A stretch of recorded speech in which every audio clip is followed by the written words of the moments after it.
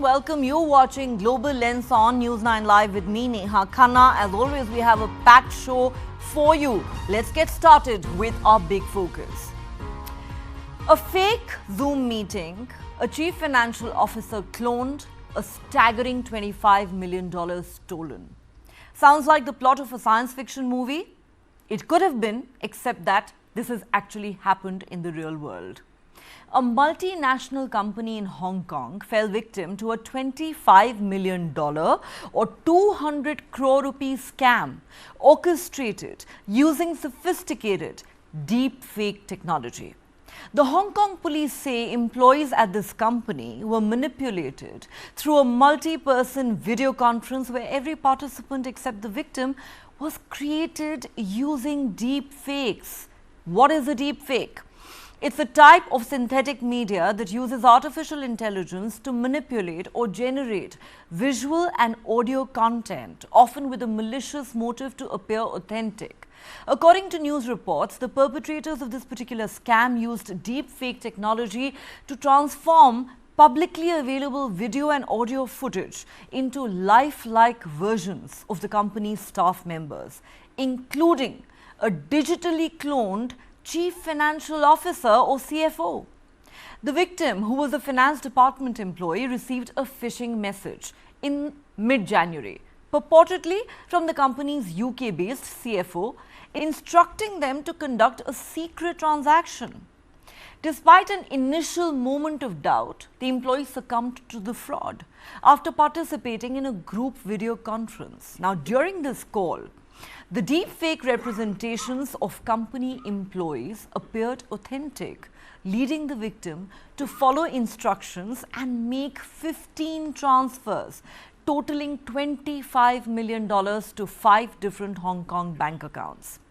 The entire episode took place over 1 week, from the initial contact to the moment the victim realized it was a scam.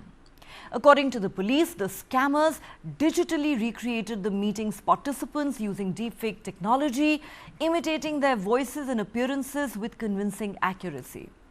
During the video conference, the scammers employed a scripted self-introduction and gave orders before abruptly ending the meeting. Following the initial contact, the scammers continued to engage with the victim through instant messaging platforms, emails and one-on-one video calls. While the police say they are actively investigating the case, no arrests have been made so far. Terrified after hearing this story? Well, you should be. We live in the digital age where disinformation and hoaxes are already matters of serious concern, often causing social discord, polarization, sometimes leading to violence and even influencing election outcomes. Now imagine what malicious actors can do using deepfake as a weapon.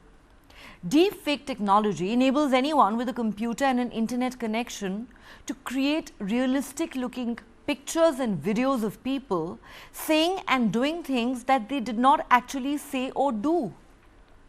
Deepfakes based on artificial intelligence can be used to damage reputations, fabricate evidence, defraud the public, undermine trust in democratic institutions, and, as in this particular case, to commit financial fraud on a massive scale.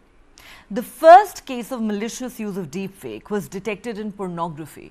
According to Sensity.ai, 96% of deepfakes are pornographic videos with over 135 million views on pornographic websites alone. Deepfake pornography exclusively targets women.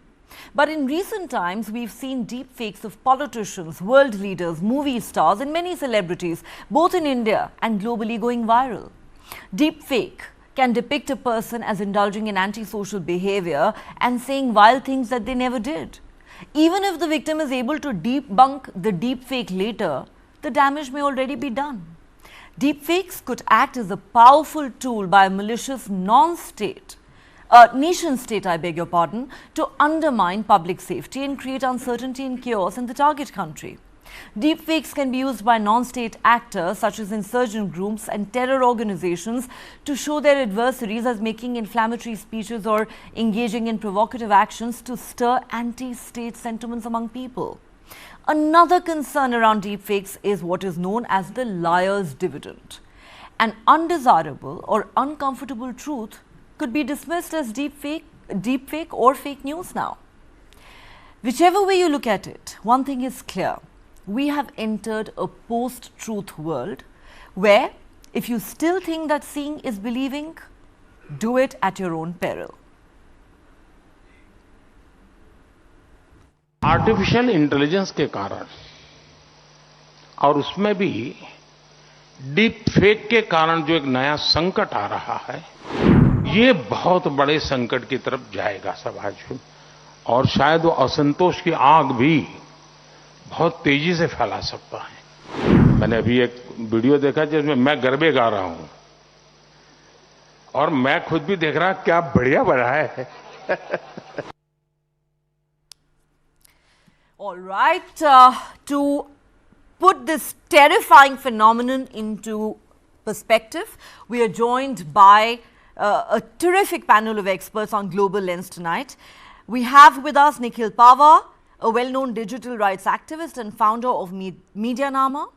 We have Pavan Dugal, renowned cyber law expert, and in a moment, we're going to be joined by Kanishk Gore, a cybersecurity expert and CEO of Athenian Tech.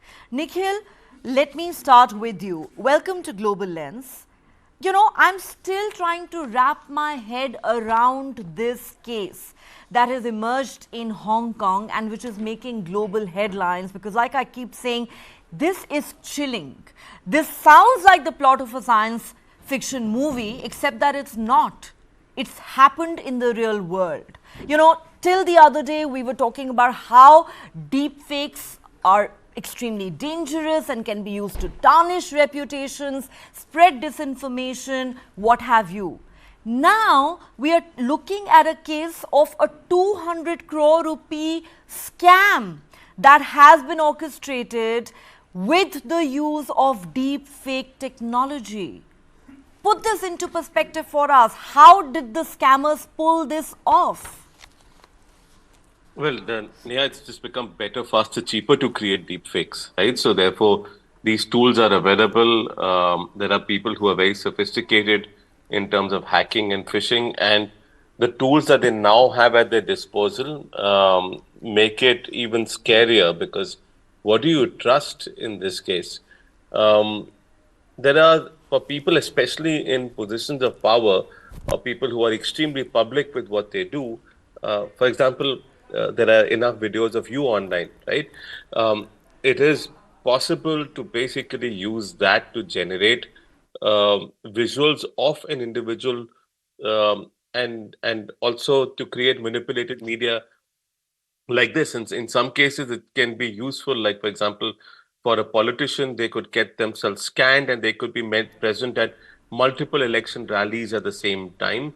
And we've seen even the Prime Minister demonstrate his virtual presence using holograms in the past. But now you can actually create more content in his voice, and you can create imagery of him saying this.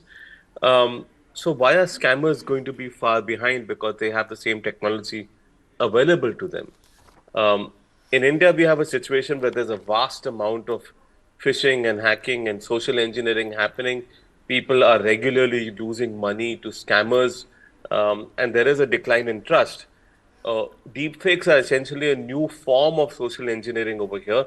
And what we've seen in this particular case, how difficult is it for someone to, not believe it, in a sense, right? I remember we'd spoken to one of the founders for an article that we did at Medianama a year and a half ago, where someone had actually fooled an employee in his company to send money to a particular account using UPI by masquerading him by using his photograph in a WhatsApp account. So scammers are going to become more and more sophisticated. We're going to see this play out in India as well. And this is the case of even Zoom calls and visuals, because the amount was really high. But I think at some point in time, what you're going to see is that there are going to be lower value scams, but many more scams using voice. Like, my voice is available all over the internet because I've spoken at multiple places. That voice is very, very easy to clone now. The way I say something is easy to clone. So, you have tools where when a person may be saying something, but it can be morphed into another person's voice with their tonality.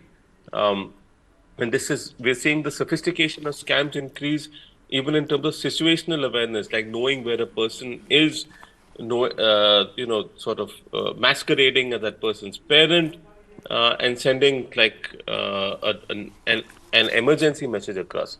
So scams are going to grow. That's very clear. Scams are going to grow. This, is a terrifying scenario, but a realistic one that we will have to brace ourselves for. Pawan Duggal, let me come to you. Nikhil Pawar says, we are seeing how deepfake technology is being used at a rapid pace. Why would scammers be left behind? Today, this has happened in Hong Kong. Tomorrow, it could very well happen here in India. Now, just look at some of the basic facts of this case. A fake Zoom meeting takes place. All the participants except the victim of the scam are created artificially using deepfake technology. The chief financial officer of this multinational company is cloned using this very technology, and this man purportedly tells the victim to make 15 transfers totaling $25 million to 5 different bank accounts. And by the time the victim wakes up and smells the coffee, it is too late. 200 crore rupees are gone from the coffers of the company. I mean, this is absolutely mind-boggling. It seems like there are no limits to the misuse of these technologies. I mean, deepfake is absolutely terrifying now. Sure. I think deepfakes represent the new age reality of today's times. When we actually map this up with the new sociological development of the golden age of cybercrime having already arrived with the coming of COVID-19, we are looking at a very dangerous mix of cocktails. And now increasingly, cyber criminals are using artificial intelligence, not just as a means for going ahead and engaging in their criminal activities, but more significantly, for the purposes of doing cybercrime using artificial intelligence. Deepfakes has only one manifestation in this regard. We're going to see far more potent, far more dangerous utilizations of this technology as we go forward. So the thumb rule is the time has come where there's so much of misinformation or so much of fake news all around us that we must start inculcating an element of distrust and mistrust in our lives. The time has come when we should not go ahead and rely upon any information that we see, hear, or read till such time we have independently verified the authenticity or correctness thereof. And that's something that's going to be now a minimum requirement for digital life. Why? Because if we are going to rely upon this fake content or content generated by emerging technologies like artificial intelligence, we could be subject to legal harm, legal injury, for which we alone are going to be responsible. In addition, it's going to potentially suck us into a new flux of litigation and legal exposure for which we are not necessarily prepared. In addition, we have to now realize that the time has come where we have to start now inculcating cybersecurity as a way of life. Actually, due diligence, care, and caution will have to be your guiding lights in this new age of artificial intelligence. Because anything and everything that you see could potentially be generated by artificial intelligence, could be used for the purposes of causing harm or prejudicial impact to you, your legal interests, your monies, your reputation, but more significantly, would ultimately contribute in a large manner so as to prejudicially impact you and your legal interests. Therefore, the new age is not just an age of new opportunities, it's also the age of immense new challenges, which users have to keep in mind. You also have to be mindful of the fact that the world still today is grappling on whether it really requires new legal frameworks on artificial intelligence. India, for example, does not have any dedicated law on artificial intelligence. The only thing that we have is the Indian Information Technology Act 2000, a 24-year-old legislation which can hardly be made effective in the context of emerging technologies like artificial intelligence. This is the time where countries across the world are still struggling to find out how they could go ahead and regulate the misuse of artificial intelligence and deepfakes for criminal purposes. This is the time where China has come up with a new legislative enactment, a new law on generative AI in August 2023. This is a time where the European Union has come up with an AI Act in December 2023. This is the time and the era when New York has come up with a new law on artificial intelligence impacting employment. So, this entire new legal frameworks and a variety of new legal propositions or legal enactments that there are in the pipeline. The thumb rule or the major fundamental challenge is how do we recognize and regulate the misuse of artificial intelligence for criminal purposes? This is primarily bringing us back to the foundational issue. Is artificial intelligence a legal entity? Can you sue artificial intelligence? Can artificial intelligence be brought to book? Can it be sent to jail? Surely it cannot be sent to jail, but surely the coders of artificial intelligence can definitely be made to face the legal consequences of their actions.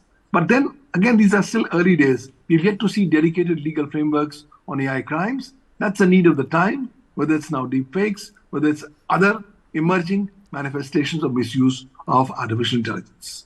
Well, you're right. Artificial intelligence cannot be sent to jail or prosecuted, but certainly those who are behind its malicious use need to be held accountable and brought to book. But how realistic is that? Nikhil Pava, let me come back to you at this point. Pawan Dogal says that deepfake is just one ugly manifestation of artificial intelligence that we are witnessing.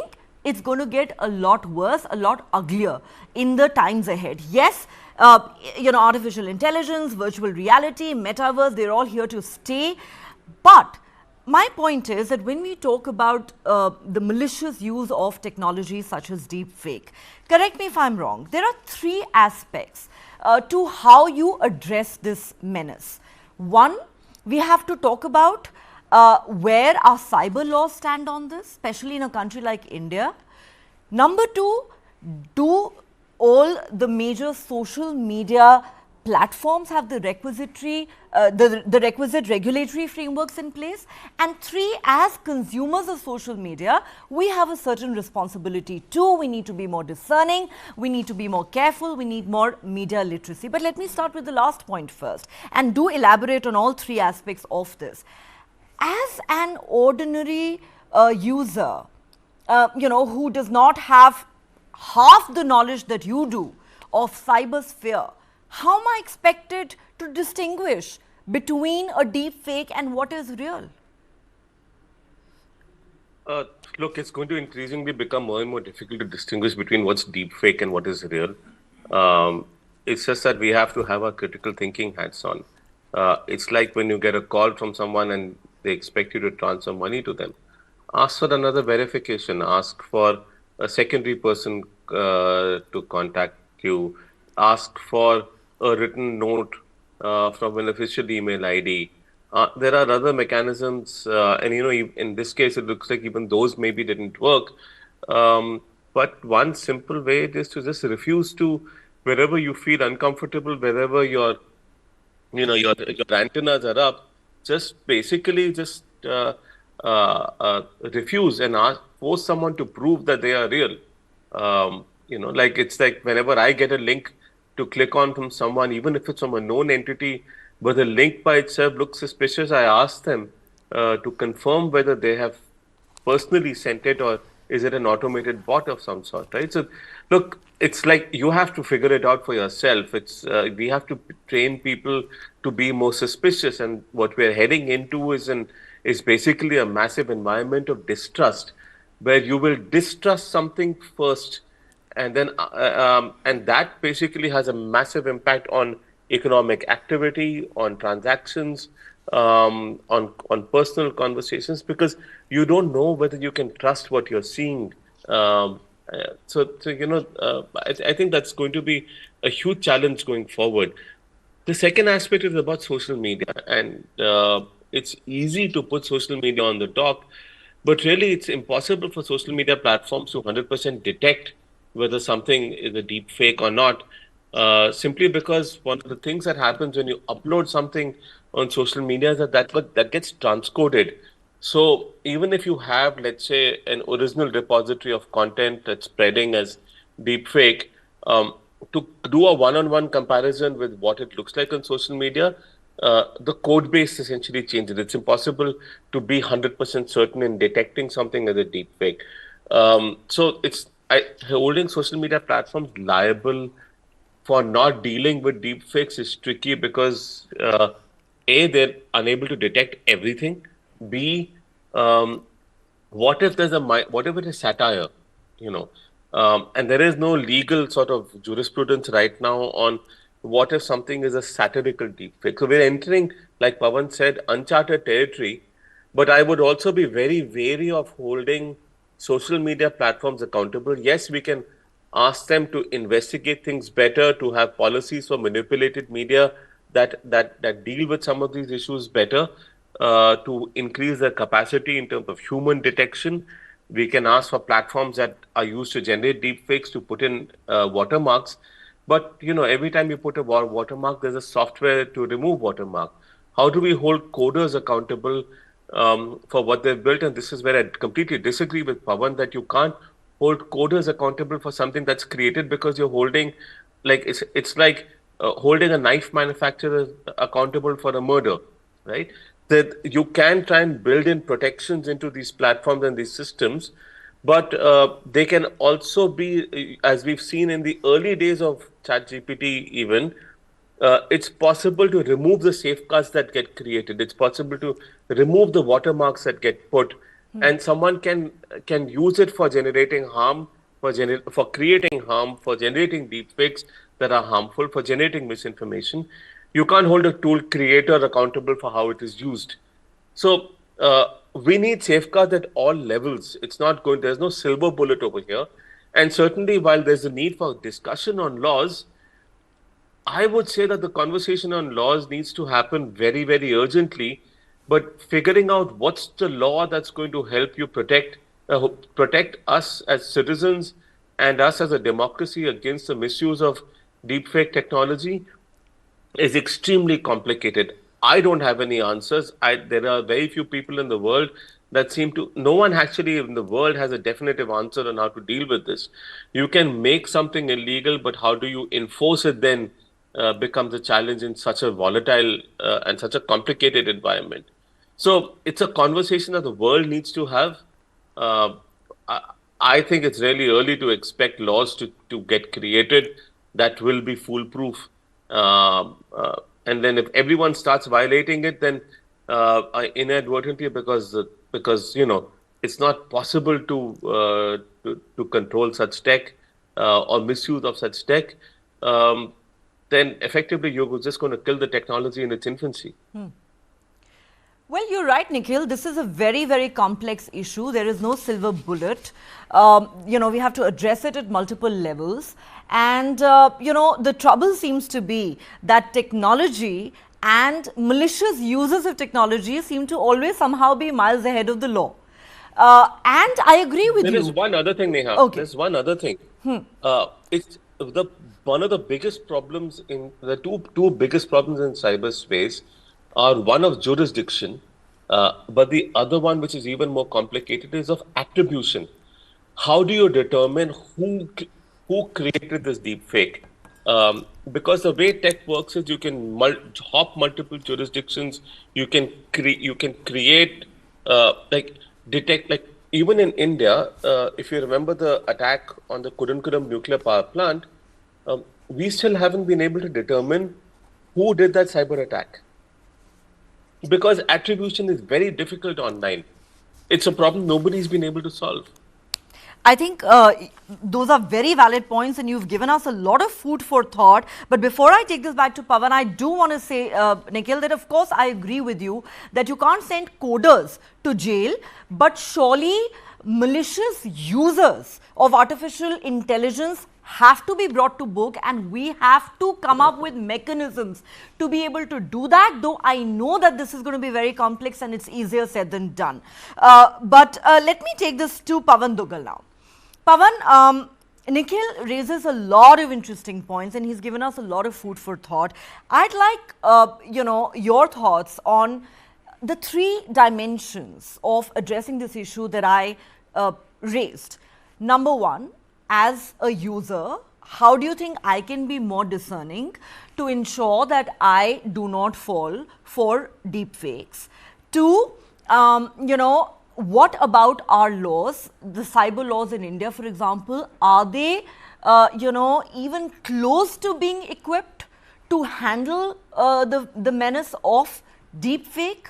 And in terms of the law, Nikhil makes the valid point that jurisdiction and attribution are always going to be very, very tricky issues to handle, no matter how many stringent laws you have. And number three, on the issue of accountability of social media platforms, they're often our favorite whipping boys. But Nikhil says, again, it's very tricky. Can you really hold them accountable? Your thoughts on all these issues? First and foremost, these are tough public policy decisions that policymakers have to make. And they are going to make these policy decisions based on their national interests and their visions that they have. But having said that, clearly, if I'm a user, I need to be strengthened in terms of my awareness and capacity building about the menace and the nuisance that artificial intelligence and its various kinds of manifestations can bring to me, and also the potential scenarios where legal harm or injury can be caused to me as a result of this. For that, we will have to basically not only make the government accountable and responsible, but also the private sector as well. So it's all, everybody will have to contribute in this regard for enhancing capacity building. The reason gets even more complicated because India and its cyber laws are completely incapable of dealing with the challenges of artificial intelligence and deepfakes. But you can't really blame either the government or the parliament for that regard. Why? Because this is a 24-year-old legislation. Yes, artificial intelligence was prior in point of time existing, but it had not yet gained so much of significance 24 years back that it should have engaged the attention of lawmakers. And now, so ever since we've seen the massive revolution of generative AI, it's a different ballgame altogether. So expecting a 24-year-old legislation to help you go ahead and swim the troubled waters of artificial intelligence era is a misplaced expectation and should not be taken further. Yes, there's a need for India to have a dedicated law on artificial intelligence. Why? Because so much of work is happening around artificial intelligence, because a lot of startups have come in, and now there's hardly any sector of human endeavor and activity in India that's not going to be impacted by artificial intelligence. So very quickly, you will have to go ahead and regulate artificial intelligence.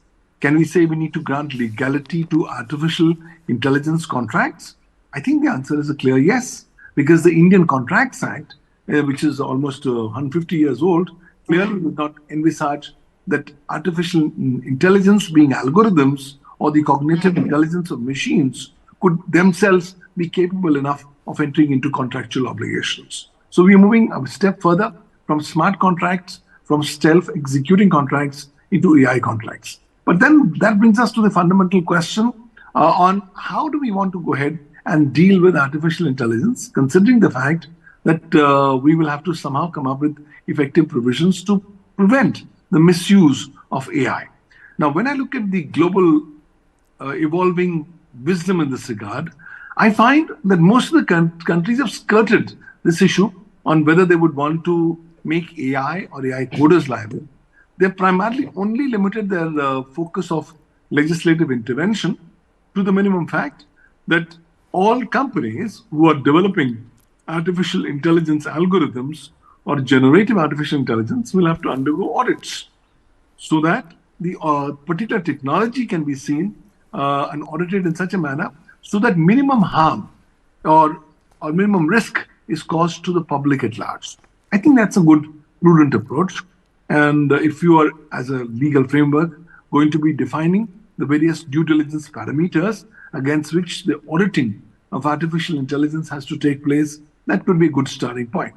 But having said that, assuming that there is artificial intelligence, let me take you the case of the Chinese new law on generative artificial intelligence which have come into effect from August 2023.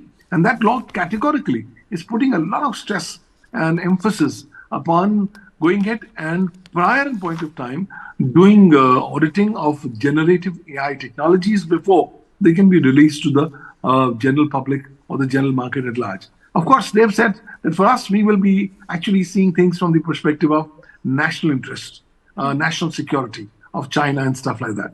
So as we go forward, we will have to find out some way and mechanisms.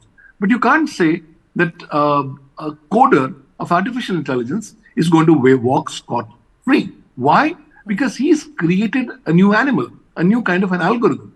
It's a different ballgame altogether that most of the coders today are themselves saying that I don't even know how this artificial intelligence algorithm is to go ahead and take appropriate actions. So to that extent, if the law can start stipulating minimum parameters of due diligence vis-a-vis cybersecurity, vis-a-vis protection of privacy, vis-a-vis protection of data, that can be incorporated in the building process of artificial intelligence algorithms by AI coders, that could be a great starting point.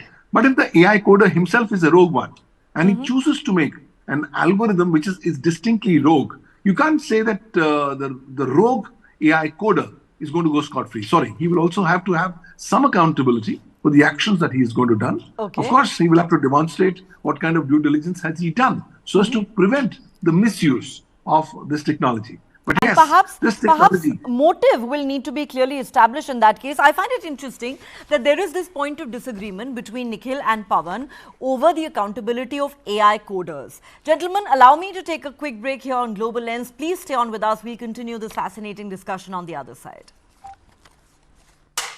Seeing is believing. Or is it? These are your favorite celebrities that you saw in the videos. But what if I told you that they are not?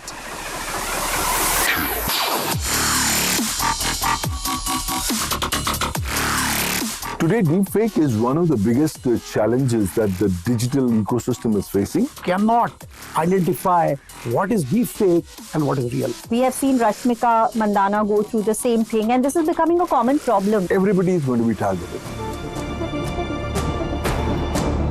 The execution is there's a laxity in our regulatory execution. In times to come, that is going to cost us a lot.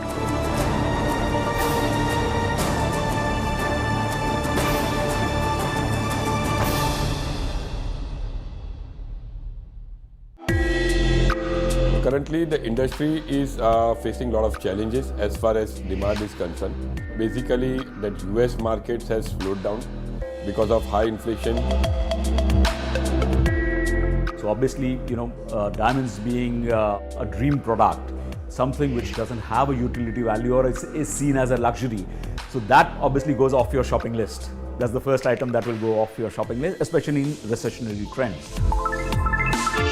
That lab-grown diamonds are not mined, and they do away with the entire mining. So they save up on all the environmental damage that is associated with mining, and of course, the mining cost, which is why they're even more affordable.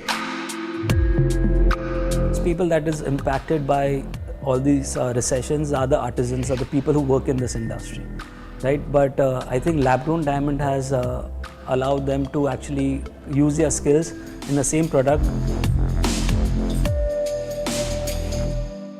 This and more streaming on world's first news OTT, News 9+. Download now. जानना है तो देखिए, समझना है तो सुनिए, सीखना है तो पूछिए, और कमाना है तो खरीदिए। जानकारी, सलाह और निवेश सब एक ही सुपर ऐप पर। पैसे का सवाल है तो जवाब है मनी 9। आजादी पैसे की, अभी डाउनलोड करें। How do you fulfill that promise? Because ultimately expectations have to be met. If you look at the political landscape, is it really changing for women? And what is the inability of the forces that dead bodies surface but not the living people? For the very first time in our investigation, we unmasked the killer of Ravindra Matre. In 5G, we have to stand with the world, and in 6G, we have to lead the world. Winning a Grammy was an absolutely surreal experience.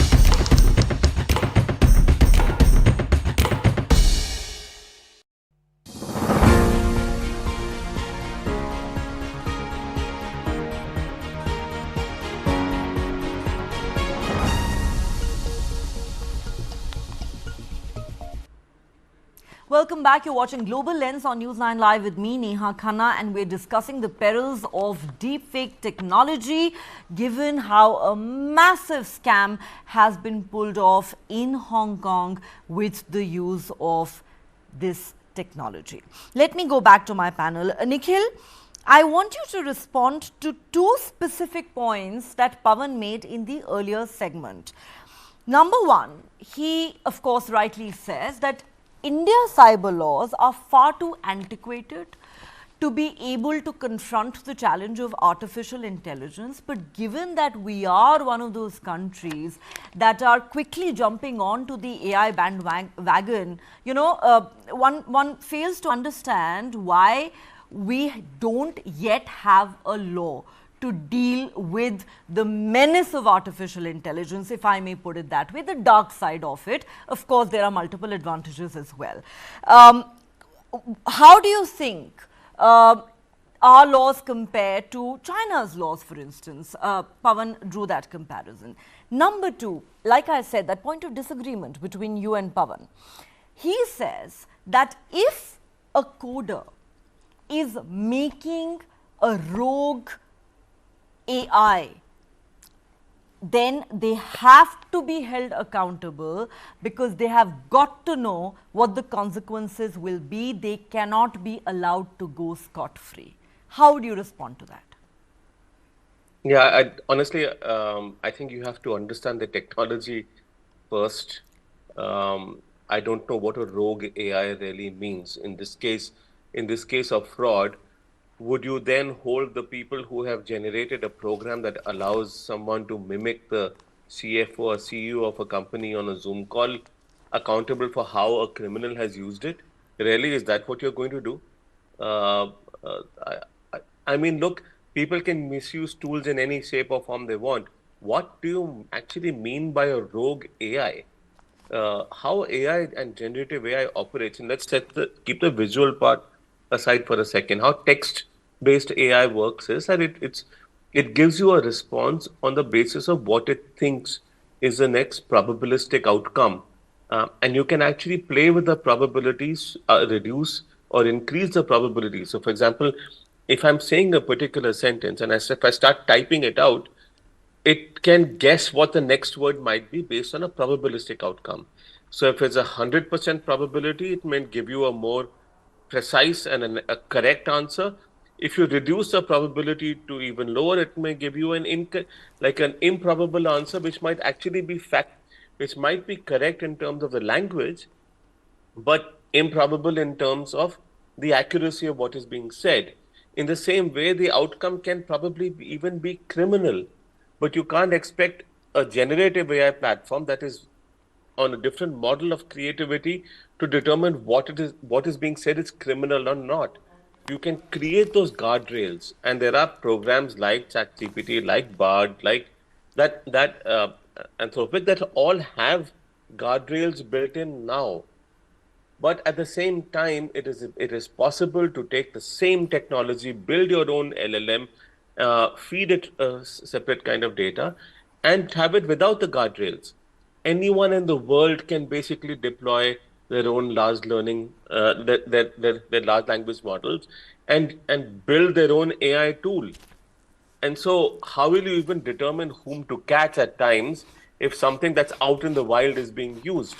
So it's all well and good to say that the coder needs to be held responsible, but even if there's a usage that is not predictable by someone who's generated, who's built a generative AI tool, how do you hold them accountable for something that is being created by that AI? it's not a, like input equals will lead to a particular output kind of a mechanism, because this is creative in nature. That creativity could be negative in nature. So please understand the tech first before saying that it's, you need to hold the coders accountable for this. You can put in legislation to say, okay, these are the guardrails that you need to put. You need to, let's say, watermark your images. You need to, when something is being outputted, there needs to be an assessment program in the front that says, okay, this output is acceptable to us. But for all of these safeguards that you built in, someone can go out and break those safeguards, because at the end of the day, it's a program, right? You had password protected programs that were only available to subscribers, and people created hacks on top of it so that anyone could use it as pirated software. They are going to get broken. These rules saying that something is rogue AI is not going to work, frankly. I don't see how laws are going to deal with this kind of a situation. Look at spyware, look at malware. They are illegal, but has that stopped spyware and malware? Laws are not necessarily going to be the solution over here, but they can be a part of the solution. But, my sense is, especially in case of generative AI, treating anything as rogue is basically an indication that you don't know how the tech works. Okay, and you said, before I take this back to Pawan, you said that laws alone will not be enough to deal with this. But given how antiquated India's cyber laws as it is are, what do you think we need to do to, in a sense, catch up? What do you think of the way China is dealing with this, for instance? So honestly, I haven't looked at the Chinese cyber law. But what I can tell you is that there has to be a number of activities that need to be done. So, for example, you need to push social media platforms to improve the detection of deepfakes. And they will never be 100% accurate, but they have to be asked to do that on a best efforts basis. You have to do public awareness campaigns, public awareness initiatives. Maybe generative AI companies might be required to allocate a certain amount of their budgets to creating better research and R&D in terms of detection technologies. You can ask them to put safeguards in terms of when let's say something is being generated, and many of them already have that. You need to the academic research required for this is substantial. We're still in an early stage right now. Laws can come in and make certain actions illegal, but just making something illegal won't necessarily stop it from happening. I'm not saying that there shouldn't be laws, but I think we need to have a broader public consultation, a conversation on how to deal with this situation. Because for every positive use case, look at Shah Rukh Khan's campaign with Cadbury's a couple of years ago, when retailers at local levels could generate a deep fake so that he's promoting their local store for buying chocolates, for Cadbury chocolates, right? Look at automated AI that was used to translate the Prime Minister's speech in a different language with Bhashini. These are all positive use cases. And for every positive use case, there will be negative use cases as well. My point is, we need to have a conversation on this, because just saying that that rogue AI needs to be punished, social media platform need to be punished. We need laws to address these issues. Who knows what the laws? Is there any clarity in the world today on what laws will be effective here? I don't think so. Okay, interesting and also scary at the same time. Pawan Dugal, you specialize in the legal sphere. So respond to what Nikhil is saying. Nikhil is saying that you need a multi-pronged approach to confront a challenge as complex as this. Laws alone will not be enough. In any case, even if you compare this, I'm not sure if it's a fair comparison, but even if you compare this with any ordinary crime, we have some great laws on paper, but ultimately a law is only as good as its execution or implementation on the ground. So what is your take on that as far as the legal aspect is concerned? Well, first and foremost, I completely agree that law alone cannot be the savior for all the situations pertaining to AI. Law can only play a limited role, but law can never really prevent the misuse of AI. Just like there are laws against rape, murder, kidnapping, but that's not really prevented people from not engaging in rape, murder, and kidnapping as well.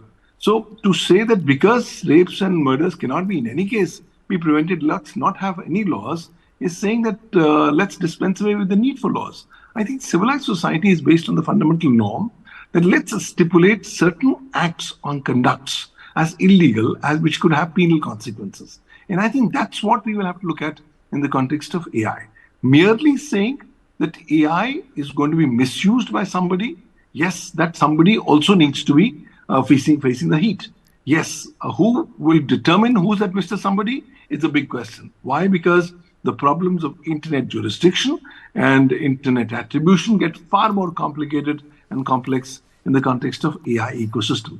But having said that, to say that while it may take some time to identify who this Mr. X is, to say that Mr. X is not going to be liable under any circumstances is a kind of a thought process that's not likely to find much kind of favor with public policy experts and also with the policymakers across the world. So again, it's very early days. We don't exactly know which legal model is going to work forward. But to say that this technology is working in a different direction and therefore lawmakers don't need to do anything, I don't think that's the direction lawmakers are going. This is not the argument that they're going to bite. Imagine recently in Latin America, a lawmaker decided to go ahead and use a generative AI platform, ChatGPT, for creating a new draft law. And then he published the said law as his own contribution. The said law got passed by the municipal authority, has become the law. And after it's become law, he's now disclosed it that, well, guys, I didn't write it. It's the ChatGPT that wrote it down. Now, that's one example to say where there's some honest ethical admissions of the fact that this is how they're using AI. But don't expect ethics, don't expect morality to be followed up by cyber criminals who are actually waiting with glee and laughing all the way to the bank with the advent of artificial intelligence as a distinctive catalyst for committing cybercrime. So therefore, more cogent approaches will have to be adopted.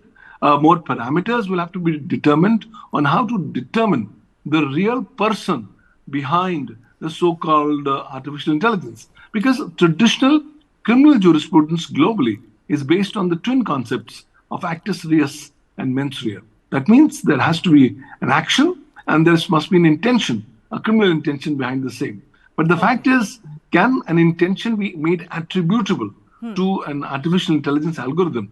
This is itself a big question because intention is by and large a human element feature. And importing such human element feature or human characteristics to artificial intelligence algorithms could create its own distinctive set of consequences. In my latest book, The Law of Law and Generative Artificial Intelligence, I've actually argued that the time has come where we will have to toy up with the different models on how we want to go ahead and regulate the misuse of generative AI. At the end of the day, you don't want the AI platform creators or the AI service providers to say, hey guys, I'm intermediaries, so please give me complete protection as an intermediary, give me safe harbor under Section 230 of the Communications Decency Act, or give me exemption from legal liability under Section 79 of the IT Act. I think the society at large is wanting more accountability, more responsibility when you're dealing with AI, because AI has the ability to go ahead and have a disastrous impact upon human lives, human mind, human health and human psyche. And I think to be fair, Nikhil didn't make the argument that you don't need newer laws because there will be misuse of artificial intelligence anyway. I think the argument he was making is that laws will not be enough to prevent the misuse of artificial intelligence. You need to do a lot more. You need to have multi-pronged approach. I don't think it is anybody's case that we do not need laws to deal with the misuse of artificial intelligence and misuse of technology like deepfake, just like you need laws against commission of any other crime. I think we can all agree on that. But last word to you, Nikhil, and I'm just spitballing here. During my research, I came across an interesting fact that the state of California in the United States experimented with a unique approach, making it illegal to create or spread deepfakes. So they enacted a law that makes it illegal to create or distribute deepfakes of politicians within 60 days of an election. However, there is a hitch here. A blanket deepfake ban has constitutional challenges because, as we know, the First Amendment of the US Constitution enshrines the freedom of expression. So while you cannot have a blanket ban of this nature, could we toy with a legislation of this kind, do you think? Nikhil, you'll have to unmute. You will have non-state actors from across the globe doing it. Okay. Go ahead. So you'll have non-state actors from across the globe using deepfakes, even if you might ban it in your state or your country, etc. Right? But I wanted to just leave you with one really scary thought. There are AI agents as well, as in if you and I think we're yet to see them in full deployment, but over a period of time, let's say if you want to ask and if you empower an AI bot to do certain actions, you can start with, let's say make me $500,000, right? And you give it multiple tools at its disposal. It can get as creative as it wants and use multiple services that are available online at its disposal. And potentially, because it's generative and it can make its own decision making with its own priorities, by hook or by crook, figure out ways to make you that money, right? So it can, let's say, hire someone to create a tool or a project or a product that then it can sell online. But it can also be used to create, let's say, threaten someone and extort money from them. There's going to be a point in time when these bots will have their own volition in terms of how they do something. And it could mean bribing someone. It could mean stealing from someone. We're not there yet, but I don't see that situation too far away. My question is, when that happens, when you have agents that act at their own volition, who do you hold accountable and how? So it's easy to talk about these laws. It's easy to make something illegal. I just don't have any answers about how you people deal with this because it's moving at such a fast pace that we have no real tangible, exercisable solutions right now. You seem to be talking about the Terminator, Nikhil, and that does sound very scary. Not the Terminator, but yeah. I mean, this is scary. We don't know what is science fiction today and what could become our reality tomorrow. That is the kind of world that we are living in. But on that note, Nikhil Pava and Pawan Dugal, thank you so much for your time and perspective. It's been a real pleasure talking to you on Global Lens tonight to understand what is clearly a very complex issue. Thank you so much. All right, in some big news coming in from the United States, an appeals court in Washington, D.C. has delivered a decisive ruling which is a big setback to former President Donald Trump because the court has ruled that Donald Trump does not enjoy presidential immunity from prosecution in the case pertaining to his alleged attempt to overturn the 2020 election. Contrary to Trump's assertion,